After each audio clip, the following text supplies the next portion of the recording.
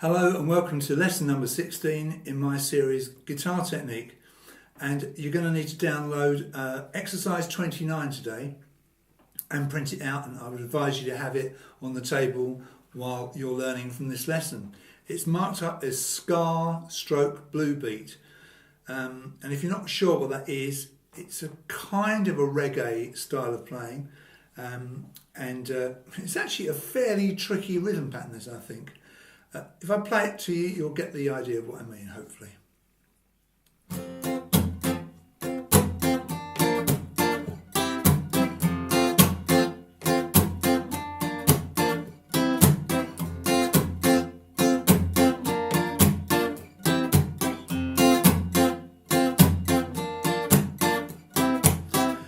Now, I'm sure you've heard that kind of thing before.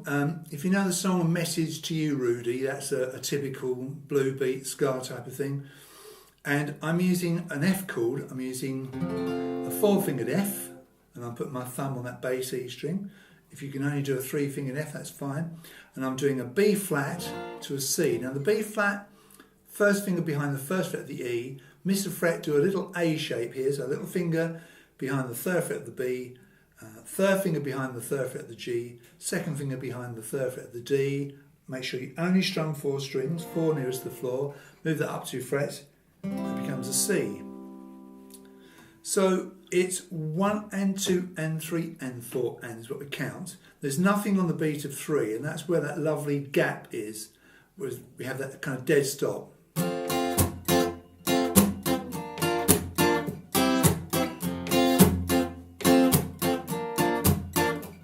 Now we've got both types of muting in this exercise. We've got left hand mutes and right hand mutes. On all the upstrokes we do a left hand mute. We lift our fingers up, not right off, but just enough to kill the sustain. And on beats 2 and 4 we do the right hand chopping mute. Go through with the plectrum or with your fingers and cut the sound dead.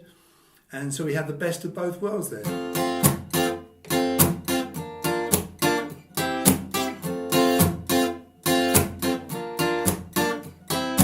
Obviously the upstroke is really important. That's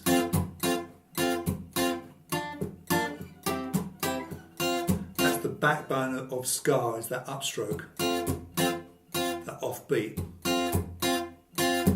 And obviously with all the other components it sounds really good, doesn't it?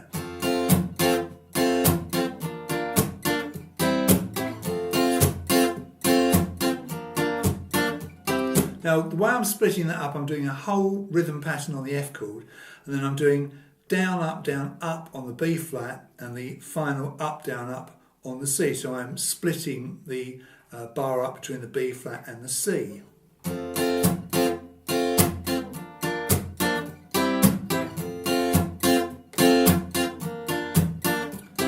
Now, I'm obviously playing this on an acoustic guitar. It'll also work really well on an electric guitar. So quite a tricky rhythm to really master this one. Let's try it on a different chord sequence. Let's do this on a D, a G and an A, and let's do the G and the A that've got the open strings in, see how we fare with that.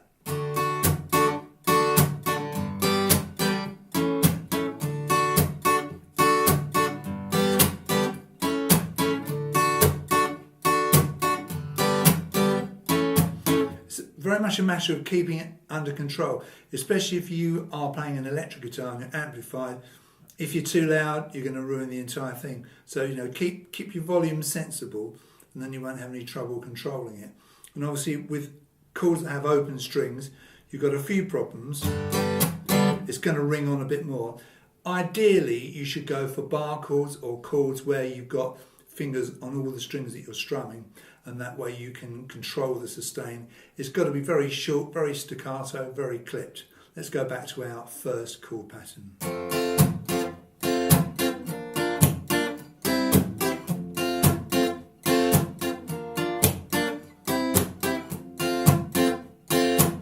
What really makes it, of course, is that gap in the middle.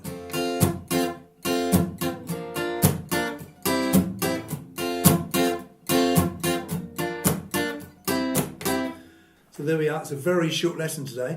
I hope very much that you liked today's video. If you did, please do press that like button, subscribe to my channel, and Thanks very much for watching, and you'll see me in the next video.